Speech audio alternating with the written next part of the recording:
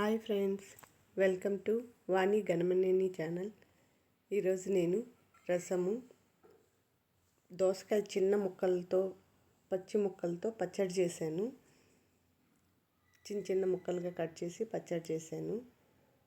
మునక్కాడల fry, అన్నము, పెరుగు. మునక్కాడల ఫ్రైని ముందుగా మునక్కాడలు ఉడికించుకున్నాను. తర్వాత పోపు వేసి అందులో మునక్కాడలు వేసి వెల్లుల్లిపాయలు 2 కొట్టి వేసి పల్లీలు, కారము మిక్సీకి వేసి దాన్ని ఆ పొడి వేస్తాము. ఆ పొడి వేస్తే చాలా టేస్ట్ ఉంటుంది. అట్లా కొద్దిసేపు మగ్గాక ఆఫ్ చేసేయడమే. అసలు ఎంత బాగుంటాయంటే అంత బాగుంటుంది అది టేస్ట్. మునక్కాడల్లోనే కాదు కానీ ఇంకా చిక్కుడుకాయ, గోరుచిక్కుడుకాయ వీటిల్లో కూడా పల్లీల పౌడర్ వేస్తాము. మా పిల్లలకు పెద్దగా ఇష్టం ఉండదు, నాకు మా ఆయనకు బాగా ఇష్టం. నేను మా డాడీ అయితే ఇంకా పోటీ పెట్టుకొని తినేవాళ్ళం మునక్కాడలు ఫ్రై. ఎండుమిర్చి, చింతపండు రసానికి ఎండుమిర్చి, వెల్లుల్లిపాయలు కొద్దిగా పౌడర్ లాగా కొట్టుకోవాలి. జీలకర్ర, మిరియాలు, ధనియాలు, కొన్ని మెంతులు వేసి మిక్సీకి వేసేసుకొని అందులో వేసి కొంచెంసేపు వేయించి చింతపండు రసం వేసేయాలి.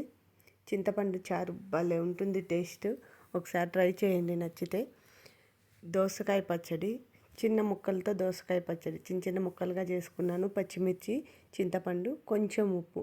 ఇంకా ఒక్కొక్కరు ఒక్కొక్క పద్ధతిలో చేస్తారు, నేను ఇలా చేశాను. తర్వాత దీనికి కొద్దిగా పోపు వేసేసి ఆ పోపులో ఇవి కలిపేసాను.